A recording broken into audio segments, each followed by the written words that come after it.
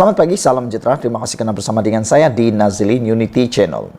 Hari ini kita bergembira, tapi ada orang yang bersedih. Kerana keputusan PRK Dun Pelangai semalam telah diumumkan dengan ada dapatan-dapatan baru yang mengejutkan banyak pihak. Antaranya ialah punca kekalahan Perikatan Nasional yang teruk di Dun Pelangai tersebut. Punca itu agak menarik perhatian kita, tetapi kita tinggalkan dahulu punca itu, karena kita nak ulas pagi ini tentang kemenangan di Pelangai menjadikan 3 PRK berjaya dimenangi calon kerajaan perpaduan. Apakah ini ialah petanda bahawa gelombang hijau yang dibawa oleh Perikatan Nasional sudah surut dan bahkan mungkin mati begitu saja? Adakah itu sebenarnya sudah dapat dihidu oleh Parti PAS sebelum ini sehingga mereka sanggup bersama semula bersama dengan Mahathir Mohamad yang sebelum ini pernah menggelarkan PAS dengan gelaran-gelaran yang luar biasa. Bahkan hampir mustahil pada waktu itu Mahathir untuk bersahabat dengan PAS, apalagi dilantik sebagai penasihat. Tapi lihatlah, itulah politik. Tiba-tiba saja Mahathir dilantik sebagai penasihat tidak rasmi kepada 4 buah negeri yang dipimpin oleh PAS. Persoalan hari ini ialah kekalahan di 3 PRK yang terkini. Apakah itu petunjuk bahawa memang Perikatan Nasional sudah berada di hujung keagungan kegemilangan mereka? Sila tinggalkan komen Anda, tekan butang subscribe juga. Adakah unsur 3R yang mungkin dibawa oleh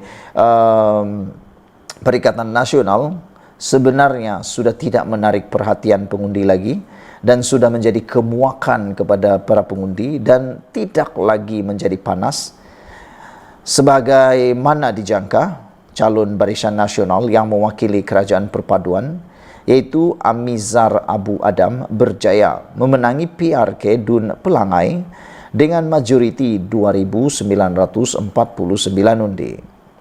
Amizar memperoleh 7.324 undi berbanding calon Perikatan Nasional Kasim Samad yang mendapat 4.375 undi.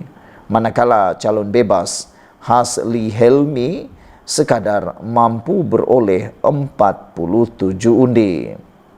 Meskipun majoriti kemenangan Barisan Nasional adalah lebih kecil berbanding PRU 15 lalu, iaitu 4.048 undi, namun perolehan undi Barisan Nasional jelas lebih tinggi lagi. Pada PRU 15 lalu, calon Barisan Nasional Allahyarham Johari memenangi Dun Pelangai dengan meraih 7.308 undi. Sementara kali ini calon BN Amizar mendapat atau berjaya memperoleh 7.324 undi. Pun begitu, walaupun PN tewas, jumlah undi mereka adalah meningkat sebanyak 1.115 undi berbanding PRU 15 lalu. Pada PRU 15 lalu, Kasim memperoleh 3.260 undi. Tetapi kali ini undinya berjumlah 4.375 undi. Apa yang membanggakan di sebalik kemenangan BN ini ialah berlakunya peralihan undi yang ketara daripada Pakatan Harapan kepada Barisan Nasional di peti undi Mancis, Sungai Gapoi, Temelong dan Sungai Perdak yang merupakan kawasan majoriti pengundi bukan Melayu. Ini secara langsung memberi gambaran, meskipun berlaku peralihan pengundi Melayu kepada Perikatan Nasional di kawasan Felda, namun pengundi bukan Melayu jelas menerima dengan baik pembentukan kerajaan perpaduan dan tiada masalah memberi sokongan kepada calon Barisan Nasional BN. Dalam hal ini, DAP khususnya terbukti telah berperanan dengan baik sekali. Dengan kemenangan BN di Pelangai ini, bermakna ketiga-tiga PRK yang diadakan setakat ini berjaya dimenangi semuanya oleh calon yang mewakili kerajaan perpaduan. Sebelum ini, calon amanah yang mewakili PH berjaya memenangi PRK Parlimen Pulai dan DUN Simpang Jeram di Johor. Pada PRN 6 negeri baru-baru ini, gabungan PH dan BN berjaya mempertahankan 3 negeri iaitu Selangor, Pulau Pinang dan Negeri Sembilan. Dan cita-cita PN untuk mencari kemenangan di salah satu negeri itu tidak menemui kejayaan. PN sekadar berjaya mempertahankan 3 negeri tabirannya saja, yaitu Kelantan, Terengganu dan Kedah. Secara kasarnya, meskipun banyak lagi penambahbaikan, penerangan dan pemahaman perlu dilakukan berkenan kerajaan perpaduan ini, ia ternampak punya masa depan yang cerah untuk terus dipertahankan dalam PRU akan datang. Ini kerana imej kerajaan perpaduan adalah gambaran yang mewakili wajah sebenar Malaysia, wajah Malaysia yang sebenar, yang aman dan harmoni, berasaskan semua kaum yang ada di dalamnya. Selagi keharmonian tersebut dapat dipertahankan, negara ini lebih berpotensi untuk terus maju ke hadapan seiring dengan kemajuan zaman. Dipetik daripada sabudinhusin.com. Sebelum kita berpisah, apa pendapat anda pula? Apa ulasan anda pula tentang isyarat kemenangan di 3 PRK terkini? Dan tidak lama lagi kita akan ada satu lagi PRK, namun ianya tidak melibatkan semenanjung Malaysia, tetapi melibatkan di Sarawak. Tidak pasti bagaimana percaturan di sana, tetapi kelihatan amat sukar untuk dapat menandingi gabungan Rakyat Sarawak atau GPS, Gabungan Parti Sarawak. Saya rasa tiada masalah untuk GPS mempertahankan kerusi di tempat tersebut. Namun, apa pula yang akan bakal berlaku dalam politik di semenanjung Tanah Melayu atau semenanjung Malaysia? Adakah Perikatan Nasional akan mampu bangkit semula atau akan terus hanyut? Dan lebih menarik lagi, adakah orang-orang daripada Parti Perikatan Nasional mula berpaling tada? Sekian dulu untuk kali ini. Jangan lupa tinggalkan komen anda dan tolong bantu tekan butang subscribe untuk mendapatkan isu-isu terkini dari channel ini. Tekan butang subscribe itu percuma, anda tak perlu bayar apa-apa. Malaysia kita punya, kita jaga sama-sama. Cintai Malaysiaku. Kita jumpa lagi. Bye-bye. Selamat pagi, salam sejahtera. Terima kasih kerana bersama dengan saya di Nazilin Unity Channel. Semalam, Muhyiddin kata, Anwar, jangan teruskan kezaliman. Ini jawapan kepada dakwaan Muhyiddin Yassin terhadap Anwar Ibrahim yang didakwa oleh Muhyiddin sebagai seorang yang zalim, sehingga beliau meminta supaya Anwar Ibrahim memberhentikan kezaliman tersebut. Menjadi persoalan kita malam ini ialah apa yang zalimnya Anwar bila pejabat peguam Muhyiddin diserbu SPRM. Itu yang menjadi kepelikan netizen. Ini salah satu daripadanya, ditulis oleh sabudinhusin.com. Dalam reaksinya terhadap serbuan SPRM terhadap firma guaman Rosli Dahlan Saravanan RDS, Presiden Bersatu iaitu Muhyiddin Yassin menyifatkannya sebagai satu salah guna kuasa. Ini salah guna kuasa, sedangkan dia peguam yang pertahankan diri saya. Untuk tujuan apa SPRM pergi sana buat serbuan, kata Muhyiddin. Mungkin sebelum Muhyiddin membuat kenyataan itu, beliau tidak membaca atau tidak mendengar, mungkin tidak mendengar apa yang dijelaskan oleh SPRM. SPRM membuat serbuan itu mungkin untuk, menurut SPRM, yaitu Zambaki, adalah berkaitan dengan 1MDB. Tiada kaitan dengan Muhyiddin langsung. Ia seolah-olah ada gambaran sesuatu nak dilakukan, kata Muhyiddin. Ini salah guna kuasa pihak tertentu, kata Muhyiddin pada pentas akhir ceramah mega PRK Pelangai malam tadi. Serentak dengan itu, beliau menggesa Perdana Menteri Anwar Ibrahim agar segera menghentikan kezaliman itu dan memfokuskan tumpuan kepada ekonomi negara serta membantu rakyat.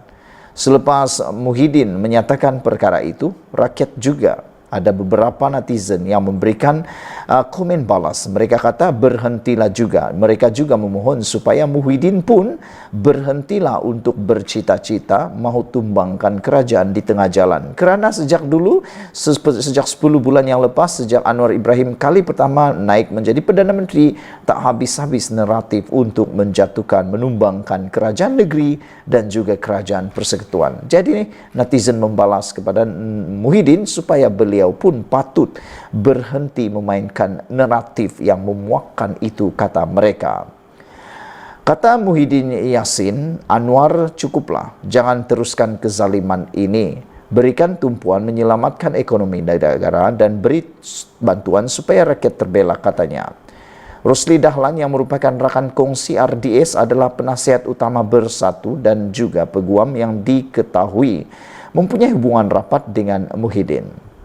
RDS mewakili Muhyiddin dalam kes saman fitnah bekas Perdana Menteri itu terhadap Anwar Ibrahim. Tentang isu pelupusan hutang Felda. Laporan awal sebelum ini menyebut seramai 12 pegawai SPRM menyebut pejabat RDS di Publika Kuala Lumpur untuk mendapatkan beberapa dokumen bagi tujuan siasatan yang pada awalnya tidak disebutkan. Kemudian, Ketua Pesuruhjaya SPRM Azam Baki mengesahkan serbuan tersebut dan mengatakan ia adalah berkaitan siasatan yang ada hubungan dengan usaha kerajaan untuk mendapatkan aset 1MDB. Tanpa menyebut namanya, Azam berkata peguam tersebut merupakan salah seorang daripada beberapa individu yang disiasat mengikut Akta SPRM 2009 dan Akta Pencegahan Pengubahan Wang Haram, Pencegahan Pembiayaan Keganasan dan Hasil daripada Aktiviti Haram 2001. Azam juga menafikan kehadiran pegawainya ke premis peguam tersebut menyalahi mana-mana akta yang berkuat kuasa. SPRM mematuhi semua peraturan serta menyedari privasi antara peguam tersebut dan klien-kliennya, kata Azam Baki. Secara berasingan, sumber lain yang rapat dengan SPRM memaklumkan peguam itu disiasat kerana didakwa menerima sejumlah wang rasuah ketika dilantik membantu 1MDB mendapatkan semula sebahagian asetnya dicuri sebelum ini. Beliau dikatakan dilantik mewakili 1MDB dalam urusan untuk mendapatkan dokumen berhubung siasatan, kata sumber itu.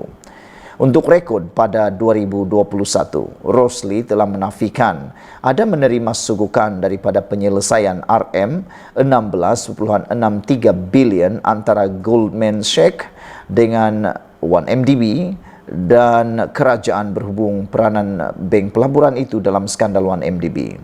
Berdasarkan semua rentetan di atas adalah terbukti serbuan SPRM terhadap RDS semalam adalah untuk menyiasat berkaitan kes rasuah dalam usaha 1MDB mendapatkan semula asetnya yang dicuri dan penyelesaian dengan Goldman Sachs. Artinya, bukanlah serbuan SPRM itu atas isu-isu lain atau kes yang berkaitan dengan Muhyiddin dan Bersatu. Jauh sekali melibatkan pertikaian antara Presiden Bersatu itu dengan Anwar Ibrahim. Mungkin dalam hal ini ada maklumat baru telah diperoleh oleh SPRM yang memerlukan mereka melakukan serbuan dengan segera. Meskipun Rosli pernah menafikannya. Jadi, di mana zalimnya Anwar Ibrahim dan SPRM dalam hal ini? Apakah membenteras rasuah suatu kerja zalim? Bahkan menghalang siasatan dan membuat tuduhan yang bukan-bukan seperti dilakukan Muhyiddin itulah sebenarnya sesuatu kezaliman, kata Sabudin.com. Sebelum kita berpisah, apa komen anda untuk isu kali ini? Setelah anda mendengar penjelasan daripada Sabudin.com itu, anda kini mula memahami rentetan tersebut. Rentetan cerita itu tiada kena mengena langsung dengan kes atau pertikaian Felda antara Muhyiddin Yassin dan Anwar Ibrahim. Tiada kaitan langsung. Tapi kenapa Muhyiddin kata hentikan kezaliman? Walhal apa yang dilakukan oleh SPRM itu tiada arahan oleh sesiapa. Bahkan itu memang tugas SPRM, mahu menyelesaikan isu 1MDB.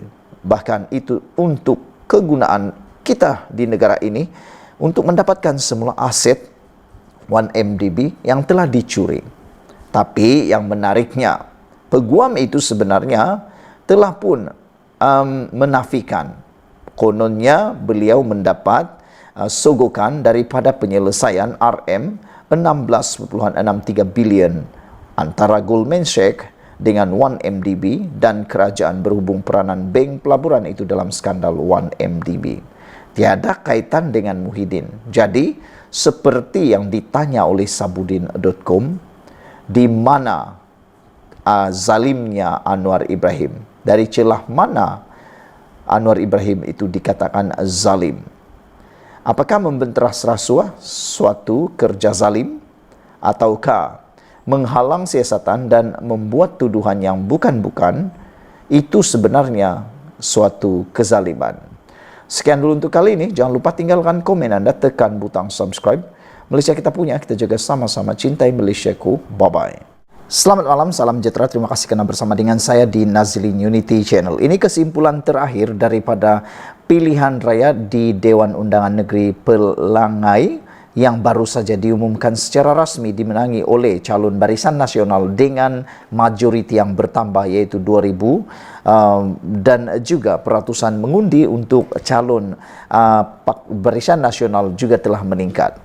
Kesimpulan yang dibuat oleh penganalisis dan juga beberapa netizen yang membuat komen dalam ruangan komen di channel saya ialah ada yang menuntut supaya kalau dulu mereka kata Perikatan Nasional dengan senang-senang mengarahkan Anwar Ibrahim, Zahid Hamidi dan sebagainya untuk letak jawatan, netizen dan penganalisis politik yang lain juga mengatakan bahawa mungkin sudah waktunya Muhyiddin Yassin dan juga Sanusi Maknor meletakkan jawatan. Ada beberapa perkara yang menyebabkan netizen memilih untuk mengatakan supaya Muhyiddin dan Sanusi letak jawatan.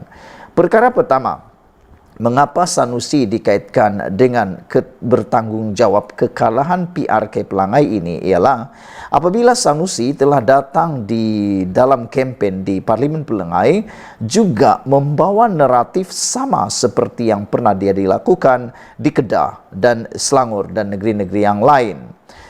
Apabila Sanusi dianggap sebagai memiliki mulut yang agak celupar dalam kempen baru-baru ini. Dalam satu ulasan di Malaysia kini, ditulis oleh seorang netizen. Beliau mengatakan bahawa mungkin sikap dan cara Sanusi berkempen di Pelangai dengan cara menggunakan kaedah yang agak kesat atau kasar, dengan gurauan yang agak kasar, yang dianggap sebagai celupar telah memakan diri. Selain daripada itu, tindakan Sanusi mempermainkan isu seperti lawatan Anwar Ibrahim di UNGA di dalam Pertubuhan Bangsa-Bangsa Bersatu dan juga apabila Anwar Ibrahim menyampaikan khutbah Jumaat di New York baru-baru ini juga dianggap oleh netizen sebagai sesuatu yang keterlaluan dan juga dianggap memakan diri. Itu sebabnya ramai netizen dan penganalisis politik yang menganggap Sanusi harus bertanggung jawab atas kekalahan tersebut kerana disangka ucapan Sanusi seperti dalam PRK pilihan raya yang lain dianggap berjaya berkesan. Nampaknya cara itu tidak berkesan langsung di Dewan Undangan Negeri Pelangai. Dan selain itu lebih teruk lagi, ada kawasan pusat membuang undi di Dewan Undangan Negeri Pelangai. Perikatan Nasional hanya mampu memperoleh kurang daripada 20 undi, iaitu hanya 17. Bayangkan saudara-saudara sekalian, dengan pengundi yang menghampiri 1,000 orang di kawasan tersebut, hanya 17 yang mengundi. Perikatan Nasional. Bukankah itu sesuatu petanda dan isyarat teruk kepada Sanusi dan juga Muhyiddin? Perkara kedua yang mereka kehendaki bertanggung jawab ialah Muhyiddin, supaya Muhyiddin Yassin turut bertanggung jawab dan letak jawatan, kerana tindakan Muhyiddin Yassin dalam kempen di Dun Pelangai baru-baru ini, apabila beliau mengaitkan dengan kononnya ada 4 ahli Dewan Undangan Negeri daripada Barisan Nasional yang kononnya bersedia untuk lompat parti dan menyokong Perikatan Nasional. Mula-mula itu dianggap sebagai senjata naratif di negeri-negeri lain, seakan-akan diterima. Kalau di Kelantan, Terengganu, Kedah, mungkin bolehlah dianggap diterima oleh rakyat di sana. Naratif itu seperti masih laku di sana. Tetapi nampaknya di negeri Pahang, di Dewan Undangan Negeri Pelangai, rakyat di sana dah muak. Ada seorang penulis komen dalam ruangan konten saya, beliau menulis rakyat dah muak dengan kempen yang menggunakan naratif sama, yaitu kalau menang kerajaan negeri akan tumbang. Ada harapan kerajaan negeri akan tumbang. Rakyat di Pelangai sebenarnya, kata beliau, sudah muak dengan naratif tersebut. Mereka langsung tak menyokong naratif tersebut. Sehingga kan ada satu dapatan kajian yang dibuat, yang dipetik daripada Esro Awani, saya sudah membuat kontennya, menulis bahawa tindakan mahu menukar kerajaan persekutuan di pusat dan juga kerajaan negeri yang dibawa dalam kempen PRK Dun Pelangai itu adalah tidak disambut langsung oleh rakyat ataupun pengundi di Dun Pelangai. Bahkan itu juga telah membawa kepada penolakan Perikatan Nasional, telah menyebabkan pengundi di Dewan Undangan ini telah hilang keyakinan terhadap Perikatan Nasional. Ada yang sehingga mengatakan bahawa tindakan mahu menjatuhkan kerajaan pusat, iaitu kerajaan perpaduan, menyebabkan mereka tidak berminat untuk mengundi Perikatan Nasional, kerana mereka tahu natijah kesan kepada kejatuhan kerajaan perpaduan, kerajaan pusat di tengah-tengah penggal sebelum berakhirnya sesuatu penggal tidak meninggalkan apa-apa kesan, tetapi meninggalkan kesan yang negatif kepada rakyat, memudaratkan negara, menyebabkan ketidakstabilan politik, ekonomi, bahkan mungkin boleh merebak sehingga kepada ketidakstabilan sosial dalam negara. Oleh sebab itulah ramai rakyat yang menolak naratif perubahan kerajaan negeri dan kerajaan persekutuan yang dibawa oleh Muhyiddin Yassin. Selain daripada itu, tindakan Muhyiddin mendakwa kononnya ada berita, ada ahli Dewan Undangan Negeri Barisan Nasional bersedia untuk menyokong Perikatan Nasional juga makan diri. Kerana tindakan itu menyebabkan orang dalam Dewan Undangan Negeri Pelangai, yaitu pengundi di sana, menjadi takut.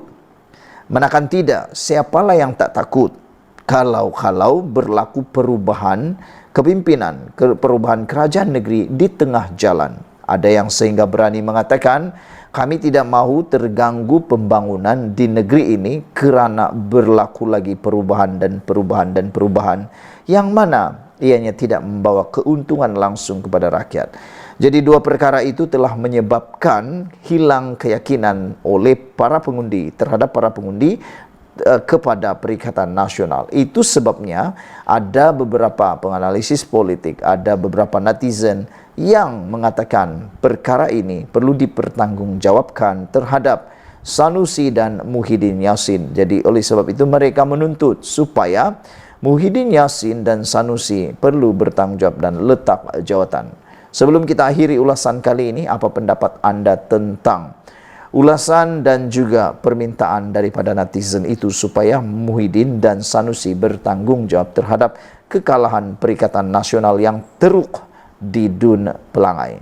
Kalau PRN baru-baru ini di 6 buah negeri, kelihatan Perikatan Nasional memberikan saingan yang begitu hebat kepada Barisan Nasional Pakatan Harapan. Kali ini saingan itu mula malap dan dianggap gelombang hijau yang dianggap seakan-akan seperti satu badai dan ribut, rupa-rupanya hanya satu kocakan air yang kecil menurut Fuad Zarkasi. Sekian dulu untuk kali ini.